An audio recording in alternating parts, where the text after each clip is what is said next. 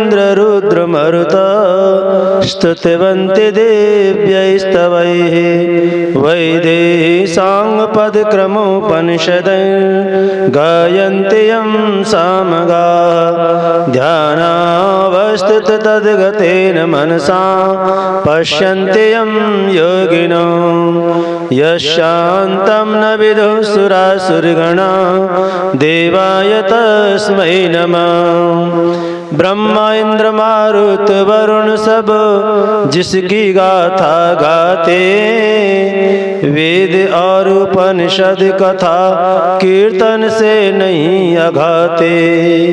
मानस दर्शन के हित जिसका योगी ध्यान लगाते उसी देव अधिनायक को हम सादर शीश झुकाते।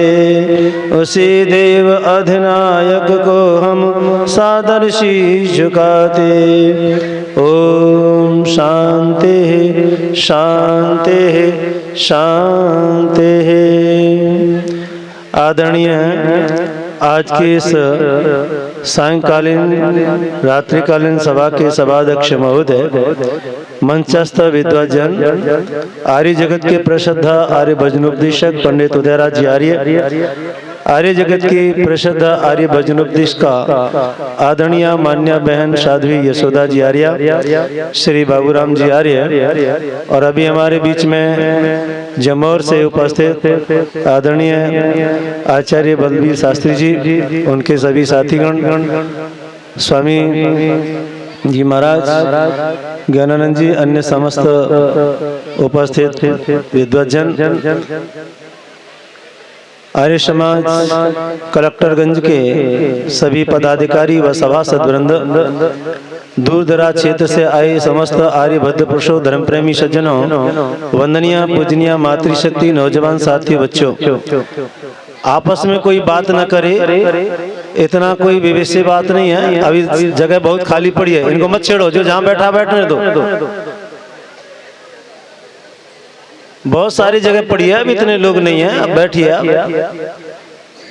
आपका शोर शराबा देखो, ये लोग रिकॉर्डिंग कर रहे हैं, सब बिगड़ जाएगा। ये तो अपने बुद्धि से विचार करो ना, आपकी आवाज यहाँ नहीं आनी चाहिए। सीधे बैठो ध्यान से।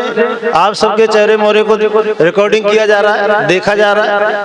पूरा भारत आपके इस कलेक्टरगंज को देख रहा है, आपको देख रहा है। ये कार्यक्रम चला, लोग लाइव चला रहे हैं, आप समझ ही नहीं रहे हो। जैसे भेड़ बकरियां म्यां म्यां करते थे, बकर बकर बकर कर रहे हो। ध्यान से सुनो।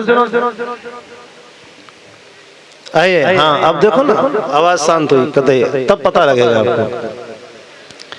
बहुत सुंदर चर्चा आप बेंजी के मुखारबिंद से कुछ ऐतिहासिक तथ्यों को लेकर राष्ट्र रक्षा से संबंधित कर रहे थे, और बहुत बढ़िया बात बताई उन्होंने। ये चाय, बर्गर, डोसा, ये अडरम सडरम खाने वाले बच्चे बच्चियां, ये क्या देश की रक्षा करेंगे? कपड़े पहनते तो लगता है कार्टून जा रहा हो, पतली पतली टांगे, सिगरेट जैसी।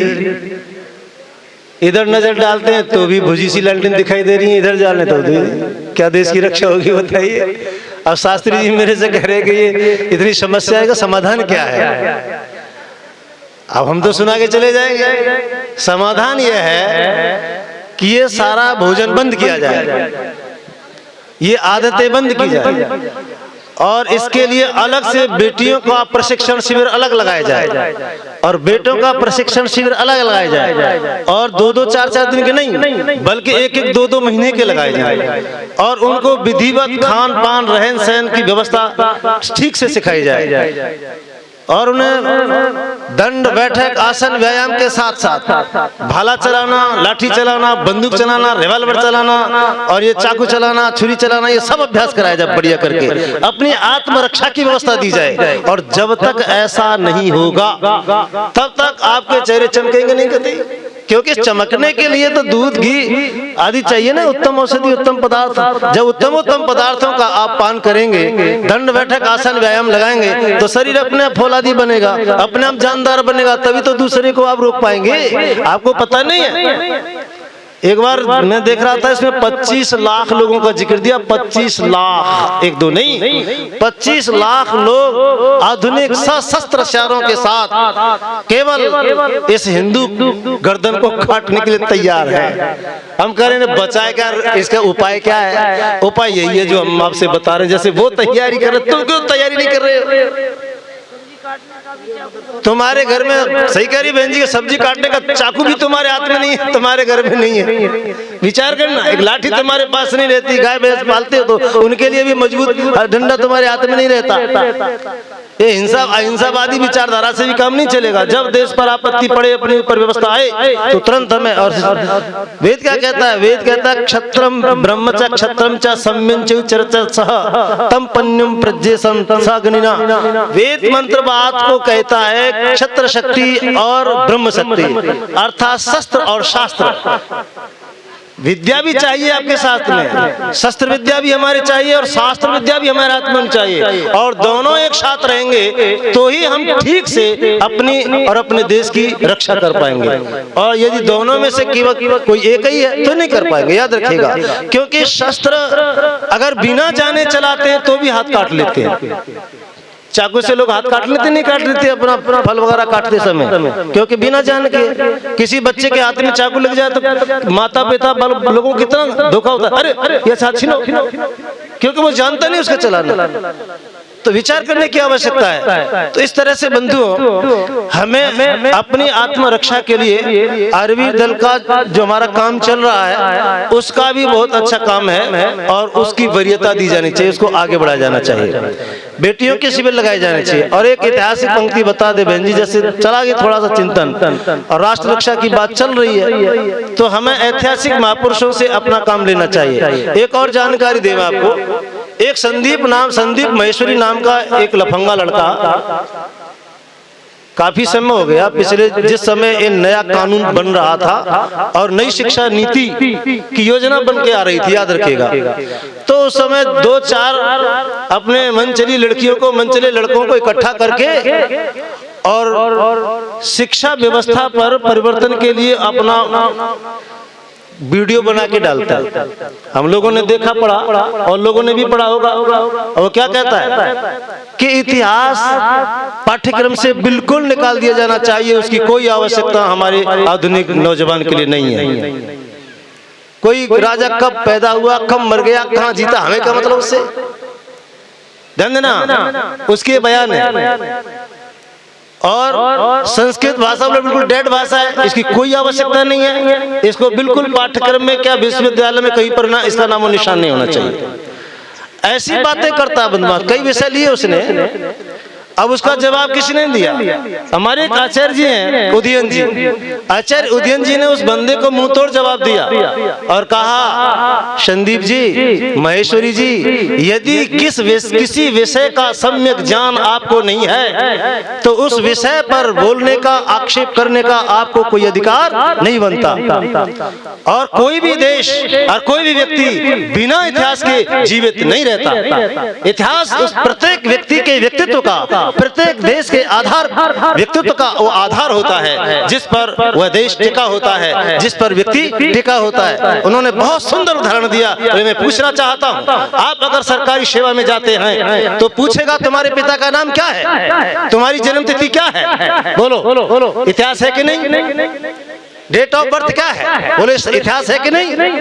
इतिहास पर ही तो हम टिके हैं। और सुनो ध्यान से, अब मैं उनकी बात को और आगे बढ़ाता हूँ आपके बीच में। एक डॉक्टर लीकॉक हुए हैं, विदेशी विद्वान है जबकि, तो वो अंग्रेजी में कोटेशन देते हैं, कहते हैं every Nations live in present on past for future. क्या मतलब? बोले प्रत्येक राष्ट्र या प्रत्येक राष्ट्र की जाति भूत के आधार पर भविष्य के लिए वर्तमान में जीती है। क्या कहा? आधार क्या है? भूत। ध्यान देना, जिस देश का इतिहास नहीं होता, जिस देश के लोगों का भूत का इतिहास नहीं होता, वो जाति समूल नष्ट हो जाती है, उसका कोई उज्जवल भविष्य नहीं होता। जिस वक्त हमारे देश में विदेशी फिरंगियों ने शासन जमाया, उन्होंने अपनी मीटिंग की व्यवस्था दी, तो उन्होंने यही चिंतन किया उस जमाने में, बोले अगर किसी देश पर हमेशा के लिए शासन करना है तो उस देश के इतिहास को मिटा दीजिए, और वो देश अपने आप आगे चलकर तुम्हारा अनुसरण करने लगेगा और अपने महापुरुषों को तिलांजलि देगा। परिणाम आज वही है। लॉर्ड मैकाले जैसे व्यक्ति ने ये व्यवस्था दी थी, याद रखना, और उसने तुम्हारे इतिहास को आपके ही विद्वानों से जबरदस्ती घूस देकर, डर दिखा करके, धमका करके उनसे अलग साहित्य लिखवाया, गलत साहित्य लिखवाया, और आपको कहीं बाहर का आया हुआ बता दिया, कहीं आपको मांसाहारी बता दिया, कहीं आपको मछली खाता हुआ बता दिया। यहाँ तक बात है, राजा नल की भी कहानी लोग सुनाते, शनिचर के रोज कुछ नहीं मिला तो उन्होंने मछली पकड़ ली उसने, और मछली को भूना, और भुनी हुई मछली आज गई। बोलो पढ़ते कि नहीं पढ़ते कथाओं में? ये मतलब कि ऐसी उल्टी सुल्टी बातें याद रखना, ये सारा इतिहास हमारा बिगाड़ दिया गया। और यही कारण है कि आज हमारा बिगड़े हुए इतिहास की कथाएं हम सुनते हैं, जिस पर आज के हमारे जो बच्चे हैं, जो साइंस आर्ट वगैरह पढ़ते हैं, जो बीटेक करते हैं, एमटेक करते हैं, एमएससी बीएससी करते हैं, एमबीबीएस करते हैं, ऐसे लड़के आईएएस पीएससी से करते हैं। क्योंकि मैं ऐसे बच्चों से संपर्क करता हूँ, ऐसे विद्यार्थियों के बीच में जाता हूँ, डिग्री कॉलेज के बीच में हम जाते हैं, प्रोफेसरों के बीच में मिलते हैं, तो वो बहुत तर्क लगाते हैं। उनके सामने तर्क यही होता है कि जो जिसे आप सनातन समझे, वैसे दोपहर को हमारे पंडित उदयराज जी जो बता रहे थे, सनातन का अर्थ नहीं जानते लोग। उन्होंने केवल मूर्ति पूजा को सनातन मान लिया है, उन्होंने छोटी मोटी जाति बिरादरी की बात को सनातन मान लिया है। ये सनातन नहीं है, याद रखिएगा। सनातन जो है वो सदा से नित्य पदार्थ है। सनातन जैसे जान, सनातन प्रत्येक पदार्थ का गुण उसमें नित्य रहता है, और उसके बगैर वो रहता ही नहीं, इसका नाम सनातन है। जैसे अग्नि में कोई व्यक्ति जानबूझ करके हाथ डाले, चाहे हिंदू डाले, चाहे ईसाई डाले, मुसलमान डाले, सिख डाले, जैन डाले, बोलो क्या होगा? जलेगा कि बचेगा? जलेगा। ये सनातन है। यानी अग्नि का जलाना धर्म सनातन है, ये कभी नहीं बदलता, हमेशा सृष्टि के आदि से आया है, और जब तक ये दुनिया रहेगी तब तक ये गुण हमेशा रहेगा। ये सनातन है। बदल के दिखाओ कोई बेईमान। लेकिन आपको अभी कुंभ के मेले में एक बाबा जलती अग्नि के बीच में बैठ के दिखाओ, बुना जल लो है। मैंने कहा मैं आज बनाऊंगा, मेरे सामने जला हुआ है, मैं होली में डालूंगा भूतों को।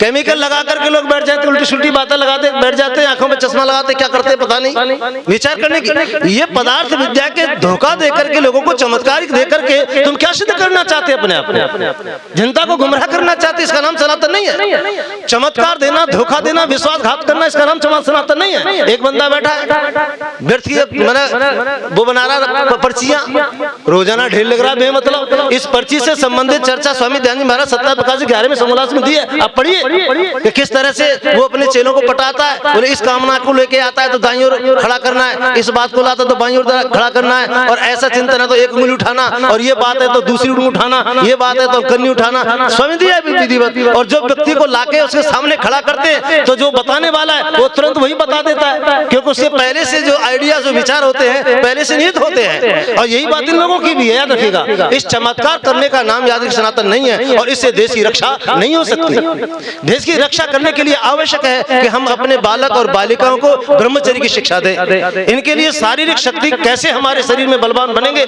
हमारे शरीर में शक्ति का संचय कैसे रहेगा, हम अपनी शक्ति को कैसे संचित कर पाएंगे, कैसे रोक पाएंगे, ये साधन हमारे बच्चों को जुटाए जाने चाहिए। दुनिया भर का पैसा व्यर्थ में खुदाई में बर्बाद हो रहा, विचार करना। अरे तुम बच्चों के निर्माण के लिए छात्रावास बनाइए, हॉस्टल बनवाइए, बच्चों को शिक्षा दीजिए, चरित्र की शिक्षा के लिए व्यवस्था दीजिए, अलग से हॉस्टल बनवाइए बच्चों के लिए, और फिर अच्छे योग्य अध्यापकों की नियुक्ति कीजिए, अध्यापिकाओं की नियुक्ति कीजिए अलग से, तो देश का उद्धार होगा। लेकिन नहीं होना है, क्योंकि तुम्हें केवल पीसना है, तुमसे केवल वोट लेना, याद रखिएगा। किसी के दिमाग में तुम्हारे विकास की चर्चा नहीं है, किसी के लेस मात्र भी तुम्हारा कोई हित नहीं चाहता। ये सब लोग मात्र केवल अपनी कुर्सी के लिए बहने बैठे होते, सब आदि से लेकर अभी तक कोई हमें ऐसा दिखाई नहीं देता जो हमारे भविष्य की बात करता हो, हमारी संस्कृति रक्षा की बात करता हो, या हमारे राष्ट्र की बात की रक्षा करता हो। और सुनो ध्यान से, अभी इतिहास के पन्ने पढ़ रहे, मैं आपके बच्चों को पूछना चाहता हूँ, दिल्ली भारत की राजधानी है कि नहीं? कौन बताएगा भारत की राजधानी क्या है? दिल्ली है। अब बताइए कब बनी दिल्ली भारत की राजधानी? कितने लड़के हैं, हाथ खड़ा करें कोई बताइए। 1911। कौन सी तारीख है? बहुत धन्यवाद। एक बच्चे को पता, बोलो हजारों लोग बैठे उनसे एक बालक ने बताया 1911 ईस्वी में। दूसरा सवाल, किसने बनाया? नहीं पता है। किस तारीख को बना? नहीं पता है। क्योंकि इसका पूरी जो घटना है, याद रखना, ये पूरी घटना चक्र हमारे बच्चों को पढ़ाया ही नहीं जाता। ये तो बालक ने उसने कोटेशन में से याद कर लिया, जनरल नॉलेज में से। क्या ध्यान दीजिए, जनरल नॉलेज में जो कोटेशन दिया जाता है वो सवाल बच्चे ने दे दिया, याद कर लिया। लेकिन याद रखना, ये नोट करो सब बच्चे, 11 नवंबर 1911 11 नवंबर 1911 को कलकत्ता से काटकर भारत की राजधानी दिल्ली बनाई गई। और दिल्ली राजधानी बनाने का काम करने वाला जो अंग्रेज था उसका नाम था लॉर्ड हार्डी। नोट याद करिए, लॉर्ड हार्डी ने बनाई गई। और उस जमाने में हमारे जितने क्रांतिकारी वीर थे वो ज्यादातर जेल की सलाखों में बंद थे। मात्र केवल रास बिहारी बोस, बाल मुकुंद दास और ये 2-3 लोग उस जमाने में थे। अजीत सिंह भी शामिल था। इन लोगों को चैन नहीं पड़ रहा था। बोले जो हमारे मसीहा, जो हमारे अग्रणी नेता हैं, उन सबको अंग्रेजों ने बंद कर दिया गया है। किस तरह से इस दिल्ली को राजधानी न बनाया जाए और लॉर्ड हार्डी को मौत के घाट उतार दिया जाए, ये योजना होनी चाहिए। ये होता है राजनीतिक व्यवस्था, ये है देश की रक्षा करने का उपाय। अच्छा, तुम्हारे दिमाग में कोई बात आती है, कोई हमारे देश के विरुद्ध कोई कानून खराब करे तो हम दिल्ली में जाकर के उसका माल सफाया करें, कोई योजना है तुम्हारे दिमाग में?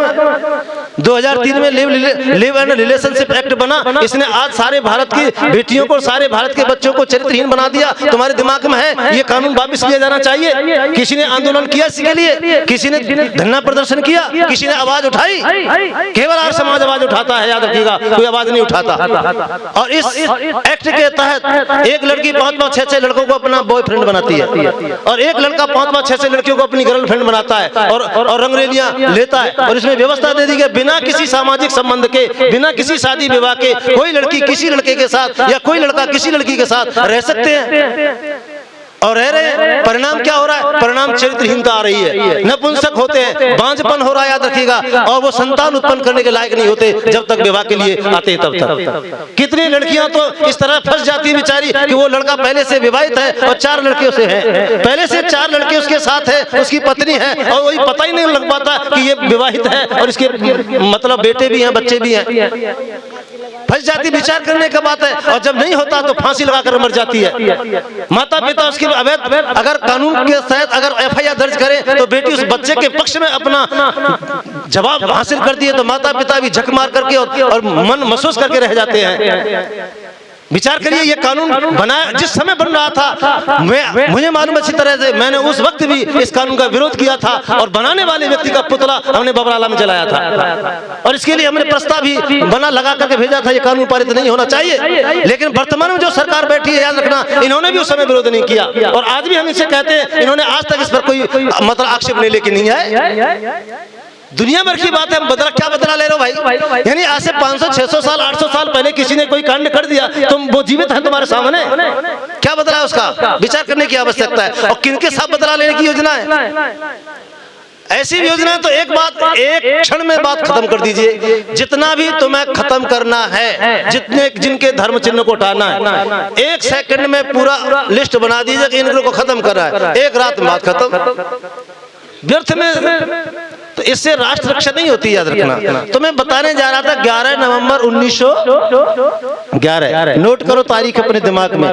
11 नवंबर 1911 को लॉर्ड हार्डी ने दिल्ली को राजधानी बनाने की योजना बनाई और दिल्ली को दुल्हन की तरह से सजाया गया। पूरे भारतवर्ष के जितने उस जमाने के राजे महाराजे थे, अपने अपने हाथियों पर, अपने रथों पर सवार होकर के दिल्ली की ओर प्रस्थान करते हैं और सब लोग आ रहे हैं, शहनाइयां बज रही हैं, बाजे बज रहे हैं। लेकिन इन लोगों ने 15 दिन पहले एक बम का निर्माण किया, याद रखना। उस जमाने में जो बम बनाया गया था वह भी गुरुकुल इंद्रप्रस्थ की अंदर एक गुफा है, आपको पता नहीं है, आप जाकर के देखिएगा, पहाड़ के ऊपर गुरुकुल इंद्रप्रस्थ बनता है। जिस जमाने में कभी 500 विद्यार्थी उसमें पढ़ा करते थे, गुरुकुल कांगड़ी में बच्चे पढ़ा करते थे, इन गुरुकुल के विद्यार्थियों ने, याद रखना, ये जंग लिया, बम बनाया वहां। और जब बम तैयार हो जाता है, याद रखना, बरसात का काल था।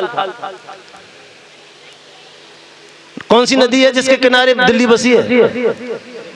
यमुना नदी है, याद रखना। यमुना नदी के उल्ली पार इन्होंने काम किया था और गंगा यमुना नदी के पल्ली पार दिल्ली थी। तो नाव में बैठ करके ये लोग जा रहे हैं, बम बना के तैयार कर लिया। अजीत सिंह उसके साथ है, मुकुंद सिंह भी उसमें है, रास बिहारी उसमें है, और कई लोगों के 8 लोग हैं लगभग। और इन लोगों ने और अन्य लोग और नए खिलाड़ी हैं विशेषकर, केवल अजीत सिंह इनमें सबसे माहिर व्यक्ति है और सबसे हुसैनबंद व्यक्ति है। अजीत सिंह कौन है बताते आप? अभी बहन जी बता गई थी, अजीत सरदार भगत सिंह के चचा थे, किशन सिंह के भाई थे। बात समझ गए नहीं? तो कपड़ों की पोटरी में उस को बंद कर दिया जाता है। ये घटना आपको ये बता दें, क्षितिज वेदालंकार आर्य समाज के बहुत बड़े फिलोसोफर हुए हैं, उन्होंने आर्य समाज का इतिहास 6 भागों में लिखा है। इतने मोटे मोटे भाग है, उठाइए पढ़िए, आपको पता लगेगा। ऐसे ही नहीं व्याख्यान दिए जाते। क्षितिज वेदालंकार ब्रह्मकांड नाम का एक टॉपिक्स है, आप उसे उठाइए और पढ़ के देखिएगा। दिल्ली राजधानी बनाने का जिक्र वहां दिया गया।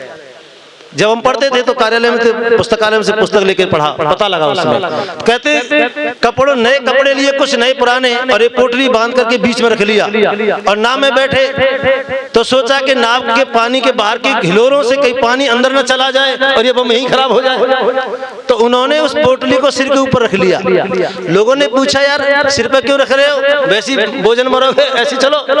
बोले भैया भात बनने जा रहे हैं, नए कपड़ा है और ये गंदो पानी कहीं ऊपर से आ जाए, इससे बचने के लिए हम ठीक कर रहे हैं। देखो क्या करे, भात भरने का बहाना ले रहे हैं और नदी पार हो जाते हैं। और चांदनी चौक पर जब उनकी शोभा यात्रा आती है, इन्होंने पहले से पहुंच करके अपने अड्डे बना लिए थे कि तू यहाँ खड़ा हो जा, तू यहाँ खड़ा हो जा, तू यहाँ खड़ा हो जा। और बम फेंकने का काम अजीत सिंह को दिया गया। अजीत सिंह उधर की जो पंजाबी महिलाएं हैं, एक ऐसा कपड़ा पहनती हैं जो ऊपर से नीचे तक एक ही होता है, उसको बुर्खा बोलते हैं शायद। वह पहन करके वो बंदा महिलाओं के बीच में बैठ खड़ा हो जाता है। अब कौन जांच करेगा उसकी? खड़ा होता है और जैसे ही लॉर्ड हार्डी का हाथी चांदनी चौक पर आता है, ये अपने बम को लॉर्ड हार्डी का निशाना बांध करके फेंकता है। तो क्योंकि भीड़ ज्यादा थी और भीड़ के कारण एक महिला के सिर में इनकी कोहनी टकरा गई।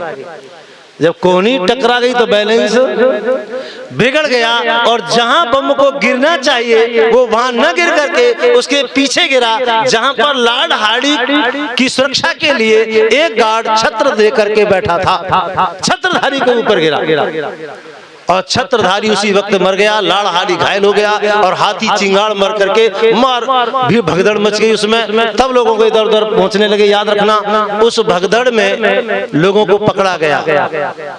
सुमा के आधार पर, अंदाज के आधार पर, सक्सुमा के आधार पर लोगों को पकड़ा गया। तो पता 300 लोग पकड़े गए थे, 1-2 नहीं, 300 लोगों को पकड़ गया। और उन 300 लोगों में ये बाल मुकुंद गुप्त जिसकी राम रखी की बात हमारे आर्य समाज के विद्वान सुनाया करते हैं, बहुत सारे लोग पकड़े गए। फिर उनका निराकरण करते करते करते बहुत सारे लोग छोड़ दिए भी जाते हैं और अजीत सिंह हाथ ही नहीं आया। ध्यान दीजिएगा, अजीत सिंह सीतामऊ वगैरह कई राज्यों में गया और कई राजाओं ने उसको आश्रय भी नहीं दिया और जंगलों में व्यक्ति ने खाक छाली। और 27 साल के बाद, इतिहास पढ़ लेना ठीक से, 27 वर्षों के बाद 1911 और 27 साल जोड़ दो, कितने समय के बाद वह व्यक्ति पकड़ में आया। और पकड़ में जिस वक्त आता है, कोर्ट में उसको सामने पेश किया जाता है तो दाढ़ी बढ़ी हुई है, शरीर पूरा काला बना हुआ है, शरीर पर जो कपड़े हैं वो भी फटे चिथड़े जैसे लग रहे हैं। तो जिन्होंने पहचान लिया था उन्होंने पहचान से मना कर दिया और लोगों को पहचान ही नहीं हुई। अधिकांश लोग पहचान ही नहीं पाए और जिन्होंने पहचाना उन्होंने मना कर दिया, वैसा हमें नहीं जानते। विधिवत सम्मान उस व्यक्ति को छोड़ दिया गया। क्या समझे? अजीत सिंह का इतिहास है, छोड़ दिया जाता है। कालांतर में उनको कोई एक विशेष रोग हुआ जिस रोग के कारण उनकी मौत हुई। उनको फांसी की सजा नहीं दी गई, याद रखना। भगत सिंह को फांसी की सजा दी गई थी। तो इस तरह से याद रखना, तो पता लगता है कि हमने अपने देश को बचाने के लिए कितना बड़ा बलिदान, कितनी योजनाएं हमारे नौजवान बनाया करते थे। आज किसी के नौजवान के दिमाग में कोई योजना है क्या? आपका विवेक चलता है क्या कि ये लोग ऊपर जाकर के क्या करते? स्वामी रामदेव ने एक बार कहा था, भगवान ने आपको 2 दृष्टि दी है, 2 आंखें दी हैं, बोले एक आंख से अपना घर देखो और एक आंख से दिल्ली देखो।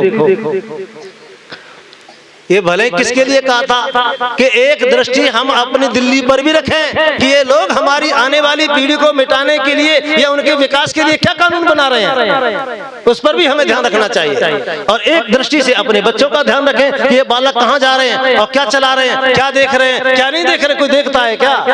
दिन भर बालक बालिकाएं मोबाइलों को बस उन्हीं से चिपके रहते हैं, पता ही नहीं है। तो कहाँ माता पिता भी दृष्टि नहीं डालते हैं। और बेटियों के बारे में बहुत अच्छा जिक्र दूसरा सीरियल आपको बताने चाहते हैं। झांसी की रानी का नाम आपने सुना होगा, याद रखना। और अमृतलाल नागर नाम के बहुत अच्छे स्कॉलर हुए हैं, उन्होंने झांसी की रानी नाम से उपन्यास लिखा, याद रखना। और ये डिग्री कॉलेज में लगा है। वो कहते हैं कि झांसी की रानी जिस वक्त गंगाधर राव के महलों में पहुंचती है रानी बनकर, तो उस जमाने उसके महलों में रहने वाली जो बेटियां थी जिनको दासी कहा जाता है, तो वो 300 दासियां थी, एक दो नहीं, 300 दासियां। विचार करना, 300 दासियां राजाओं के महलों में रहा करती थी। और ये कौन और कोई विशेष नहीं थी, ये किसी राजा की बेटियां नहीं होती थी, बल्कि सेवकों की बेटियां होती थी जिन्हें राजकुमारी के साथ भेजा जाता था। तो पूर्व की जो रानी थी गंगाधर राव की पहली पत्नी की जो दासियां थी वो सब उसमें उसको मिली। वो सब खड़ी हो जाती हैं और कहती है, रानी साहिबा हमें बताओ हम आपकी क्या सेवा करें। कोई मांग भरेगी या कोई केस धोएगी या कपड़े धोएगी या उबटन लगाएगी या तेल की मालिश करेगी या झाड़ू पोछा लगाएगी, बताओ आपका कौन सा काम, हम कौन सी क्या करें। तो झांसी की रानी स्पष्ट कहती है, लक्ष्मीबाई बोले आपको कुछ नहीं करना है, मैं अपना काम स्वयं करूंगी, आपको जो करना है वो मैं बताती हूँ, सुनो क्या करना है। बोले बताओ क्या करना है। बोले तुम्हें घोड़े पर चढ़ करके भाला चलाना सीखना है, तुम्हें इन तोपों में परीता लगाना सीखना है, तुम्हें घोड़ों पर चढ़ करके तलवार चलाना सीखना है। बोले ये तो हम जानती नहीं है, ये तो हम जानती नहीं है। बोले कि मैं सिखाऊंगी। उसने सबसे पहली भारतवर्ष की और आधुनिक युग की सबसे पहली महिला है जिसने महिला फौज की स्थापना की अपने महल के अंदर। करके दिखाओ, ध्यान देना। और ये 300 की 300 बेटियां बहुत चमकदार बेटियां थी। ध्यान देना, डलहौजी जिस वक्त चढ़ के आता है और 300 बेटियों का दम में दम जब तक रहता है तब तक झांसी के किले पर कोई माई का लाल घुस नहीं पाता है। इतनी बड़ी फिरंगनी सेना के साथ घुस नहीं पाते, याद रखिएगा।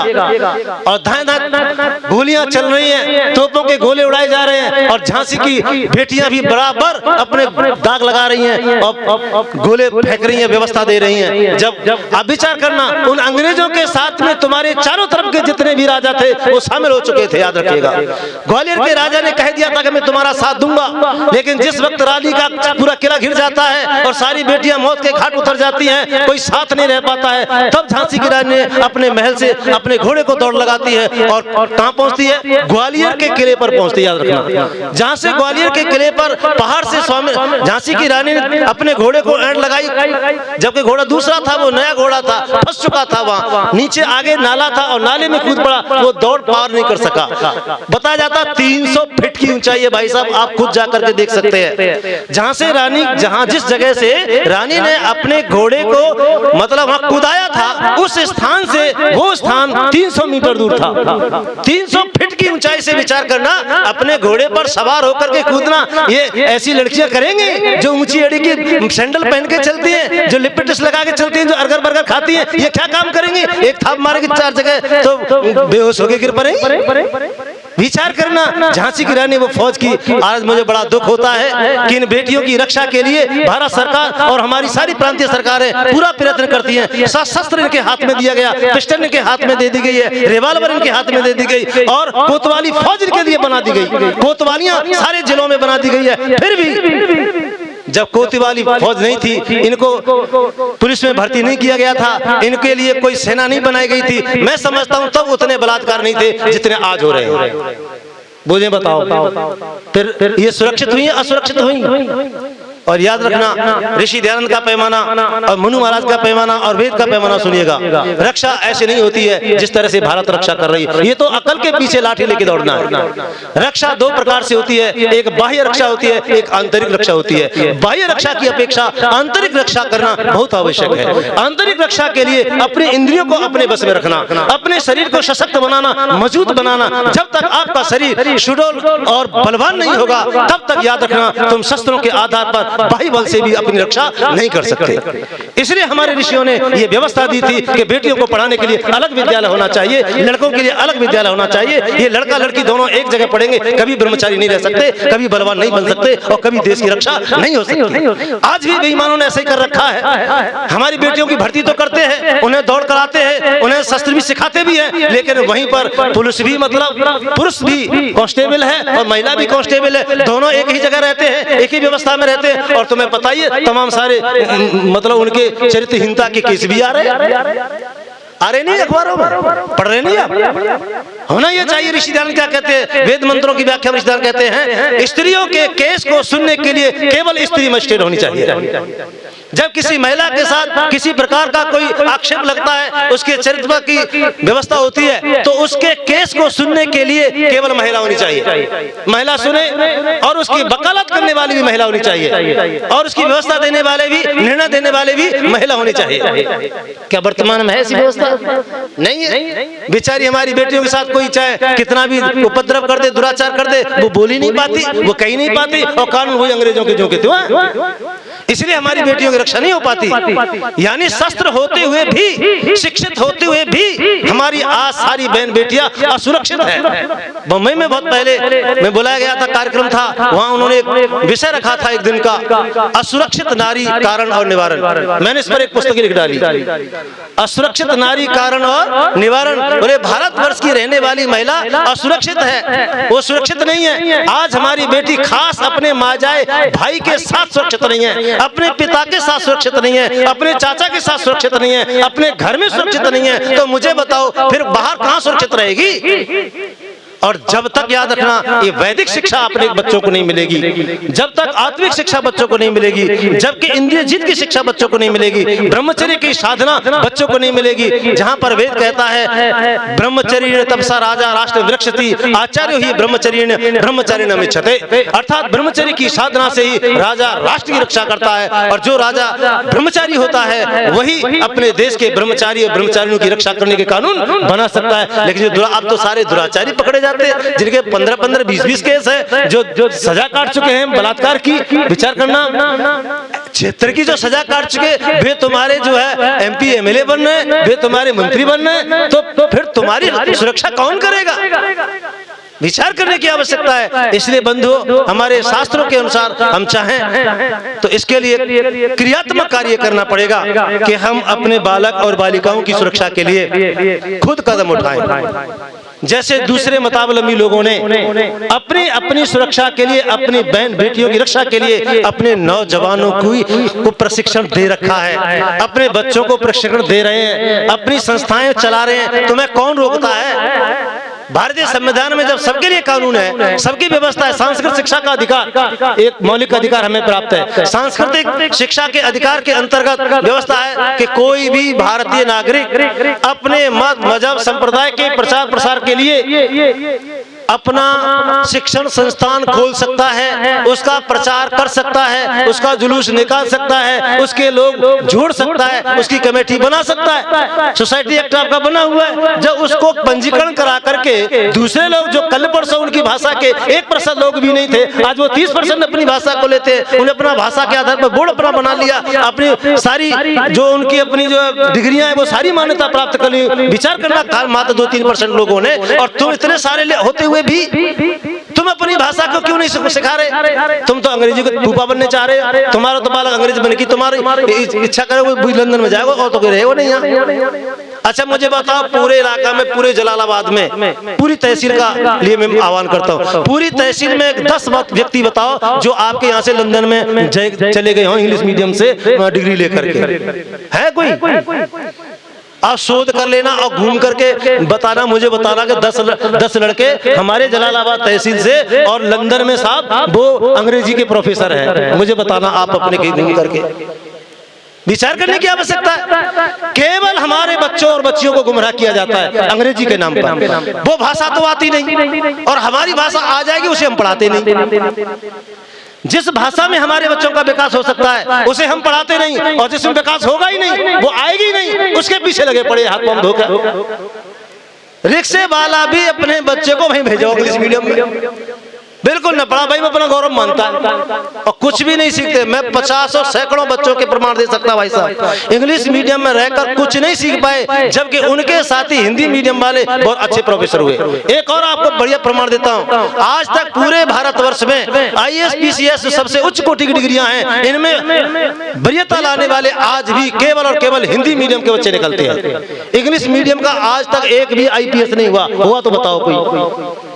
बन ही नहीं पाता। इतना पुराना बोर्ड बना है, इतना सारा, सबसे ज्यादा पैसा इस बोर्ड के लिए भारत सरकार आवंटित करती है, सबसे ज्यादा हमारे लोग उस बोर्ड के लिए पैसा देते हैं, हमारे बच्चे सबसे ज्यादा बड़ी से बड़ी फीस हमारे विद्यार्थियों से ली जाती है, फिर भी वहां पर हमारे बच्चों को 2% बच्चे भी उससे लाभान्वित नहीं होते। जबकि अपनी शिक्षा अगर दी जाए तो निश्चित बात है 80% हमारे बच्चे मतलब कारगर होंगे, लाभान्वित होंगे। हालांकि हमारे जैसे लोगों के विचारों को बदलते सुनकर के योजना तो बना दी गई, एक बार घोषणा तो हुई कि बड़ी जो टेक्नोलॉजिकल जो व्यवस्था, इंजीनियरिंग वगैरह कोर्स जो बड़े बड़े हैं इंग्लिश मीडियम हटाकर वो हिंदी मीडियम में करेंगे। ये घोषणा तो कर दी गई थी कि हिंदी मीडियम से ये बच्चों को शिक्षा दी जाएगी, ताकि किसान मजदूर का बालक भी इंजीनियरिंग का कोर्स कर सके, वो भी इंजीनियर बन सके, वो भी डॉक्टर कर सके, वो भी MBBS वगैरह का कोर्स कर सके। लेकिन अभी तक हुआ नहीं।